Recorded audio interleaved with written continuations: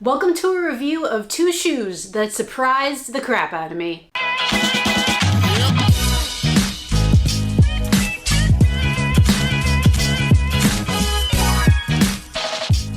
Good morning, YouTube.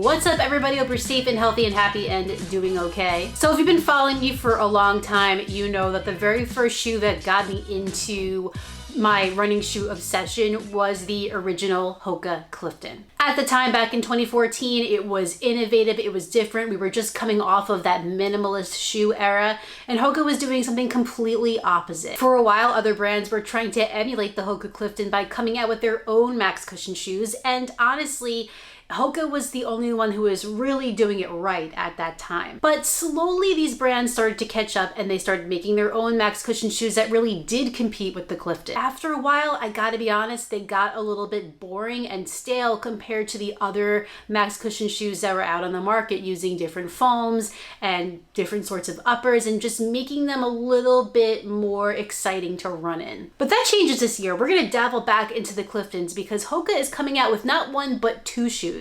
One is the Hoka Clifton 11 and the other is the Hoka Clifton Pro. The Hoka Clifton 11 is pretty much your standard Clifton. I don't think they've changed anything about the midsole from the previous version, but they have updated the upper a bit, and the Clifton Pro really does depart from your standard Clifton, and we'll talk about why that is in a moment. But I was ready to give both of these shoes a hard time, I'm not gonna lie. We'll get into why that is, but I won't be doing that today. I will talk about what both of these shoes have to offer, but I will dive a little bit deeper into the Hoka Clifton Pro and how that's different, but we will touch on the Clifton 11, so we'll get into all that now. But first, of course, you gotta watch the run footage where I will also have the specs.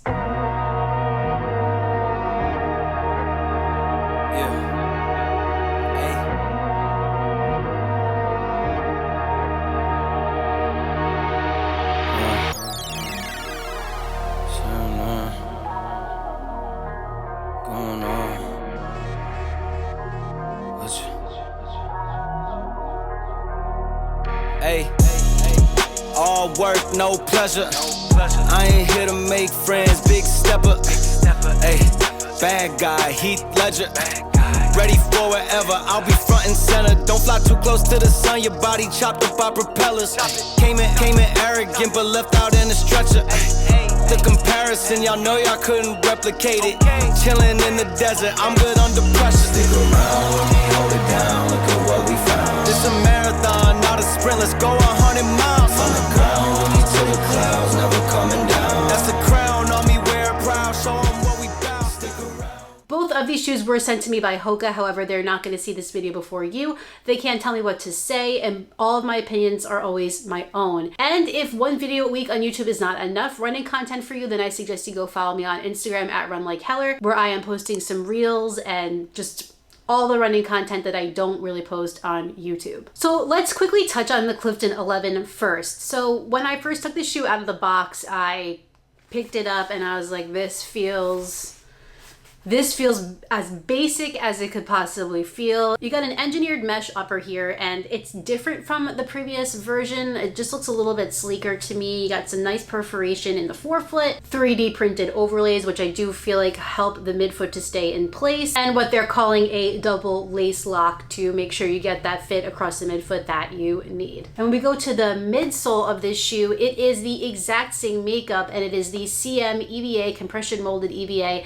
that we have seen from Hoka for quite a few iterations. And it has the Durabrasion rubber outsole that also looks very familiar. And another thing that kind of doesn't help the shoe on paper is that it has gained just a touch of weight. And it's nothing that I think a normal runner is going to notice, but you don't really love to see that on a tech shoe. This actually feels very, very nice and pleasant when running in it. No, it does not feel exciting by any means, but I think that the Clifton 11, and perhaps that's the same in the Clifton 10 and the previous versions, does take a little bit of that nice nostalgic feel that the original Clifton had and manages to get it under your foot.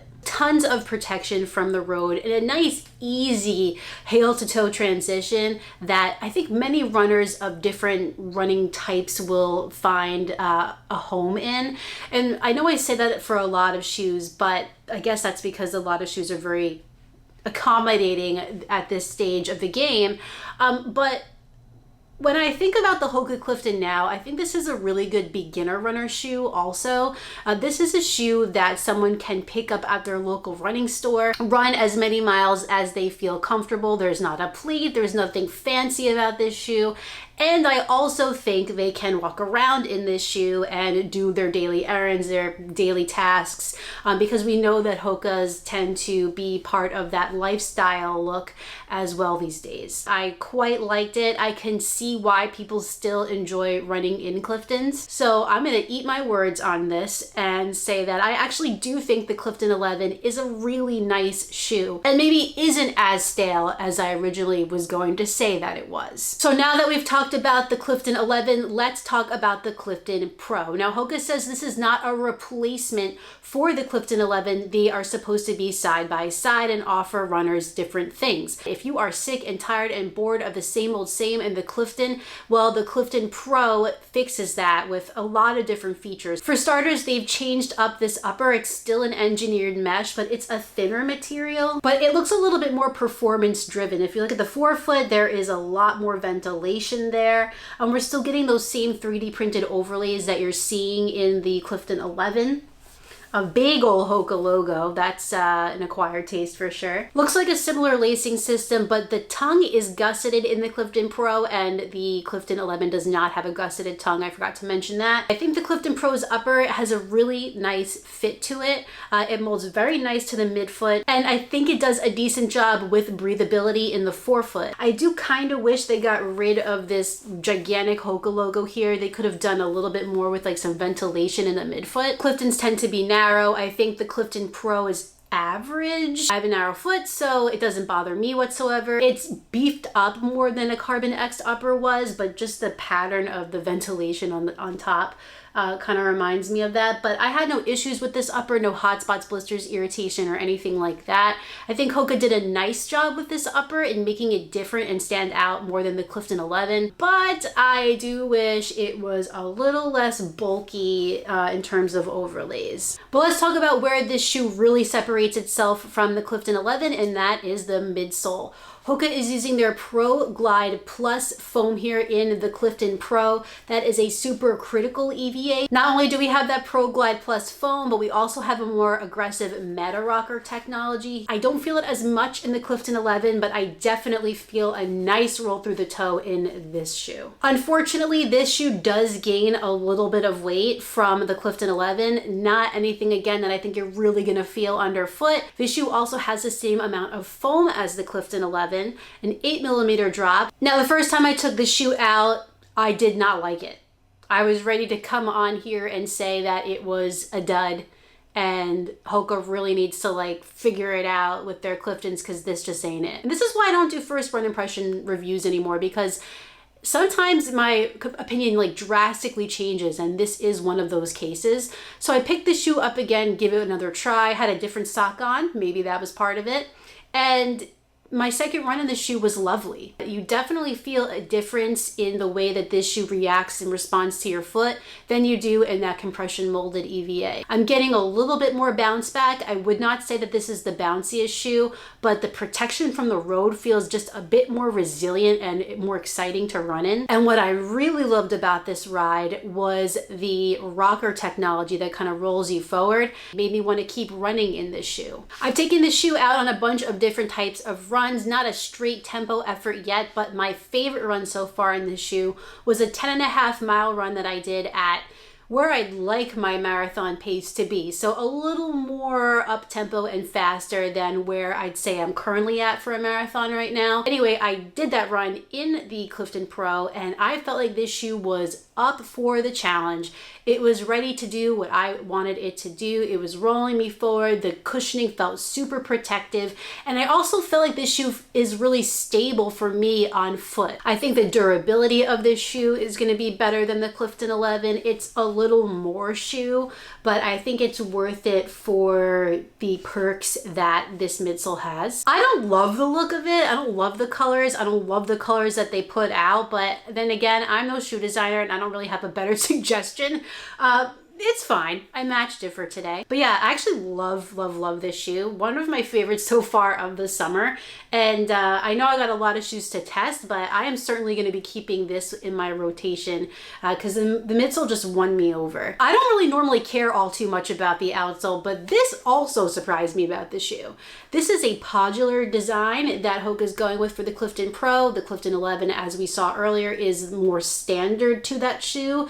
This is a different vibe for Clifton. I really feel this durabrasion rubber gripping onto surfaces and kind of biting the pavement as my foot rolls forward. So I feel like I'm getting a good amount of traction at every stage of my stride. And for 40 miles so far, I have like barely any wear on this rubber. I really think they did a nice job here. I'd love to see this on more Hokas if they're not already on. If it's not already on more Hokas, I don't really actually know. So that brings us to price. The Hoka Clifton 11 is $155 and the Clifton Pro is $165. I believe both shoes are arriving on the market early next month. And if you're wondering which of these shoes you should get, I mean, personally, I'd probably pick the Clifton Pro.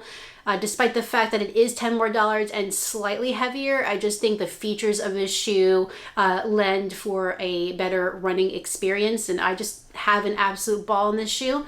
But honestly, guys, if you're looking to save $10, you're really enjoying what the Clifton has had to offer for the last 10 iterations, the 11 is no different, a very good option. If you're interested in either of these shoes, I will put links in the description of this video. You can click those links and pick up your own pair. Keep in mind, those will be affiliate links with Running Warehouse. However, it doesn't mean much for you. It just helps out my channel so I can keep making these videos. I love when I'm wrong. I was wrong about both of these. What do you guys think of the Clifton Pro and the Clifton 11? Are you going to be picking up either of these shoes? Are you not really into Cliftons? Let me know in the comments down below. I'd love to hear what you guys have to say. Well, everyone, that concludes this video on the Hoka Clifton 11 and the Hoka Clifton Pro. If you enjoyed it, please like it down below and subscribe. And when you're done with all that, hit the notifications bell so you can find out every time I upload a new video. Question is, which one do you think looks better? Like, I think this looks more like a running shoe. This is giving a little bit more of a walking shoe vibe these days, but I think honestly looks a little bit better for everyday wear. I have another video for you next week, but in the meantime, get out there, get on the grind, and don't forget to run like Heller. See you next time.